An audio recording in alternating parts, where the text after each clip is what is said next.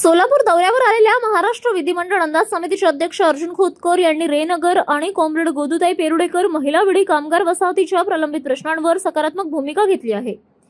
रेनगरच्या प्रलंबित वीज भांडवलासाठी 250 कोटी रुपये तसेच गोदूताई नगरमधील अत्यावश्यक नागरी सुविधांसाठी आवश्यक निधी उपलब्ध करून देण्यासाठी शासनाकडे ठोस शिफारस करण्याची ग्वाही खोतकर यांनी दिली। रेनगर फेडरेशनच्या माध्यमातून पंतप्रधान आवास योजनेअंतर्गत साकारलेल्या गृह प्रकल्पाच्या पुढील कामांसाठी लाभार्थ्यांचे गृह कर्ज मंजूर होण्यात अडचणी येत असल्याने प्रकल्प रखडल्याचे शिष्टमंडळाने निदर्शनास आणून दिले। यासाठी वीज भांडवलाची मागणी करण्यात आली। दरम्यान दक्षिण सोलापूर तालुक्यातील गोदूताई नगरमध्ये सुमारे 10,000 विडी कामगार कुटुंबे वास्तव्यास आहेत।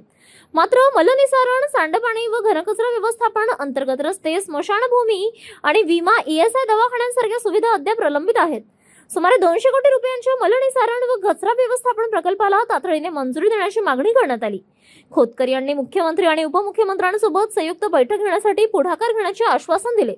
पाहणी दरम्यान आमदार हेमंत पाटील यांनीही रस्त्यांच्या दुर्व्यवस्थेवर नाराजी व्यक्त करत अधिकाऱ्यांना तातडीने बैठक घेण्याच्या सूचना दिल्या। रहिवासी बंधू भगिनी, अरे नगर आणि गोदूताई पेरुडेकर नगर या दोन भागाच्या संदर्भात निवेदन माझ्याकडे प्राप्त झालेले आहे। माननीय हेमंतराव यांनी माननीय उपमुख्यमंत्री यांना मेसेज टाकलेला आहे, परंतु गेली अनेक वर्ष आरामसर आम्ही विधानसभेमध्ये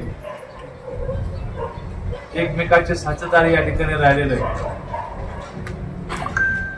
आणि त्या एका घट्ट नात्याच्या माध्यमातून जी काही जबाबदारी आता माझ्याकडे माननीय आराम मस्त्राने माझ्याकडे ही जबाबदारी दिलेली आहे, तातडीने त्यांनाही माझा स्वभाव माहित आहे। एखादं काम त्यांनी हातात घेतलं तर ते कसं टोकाला लावतात आणि मीही घेतलं तर मीही कसं टोकाला जातो,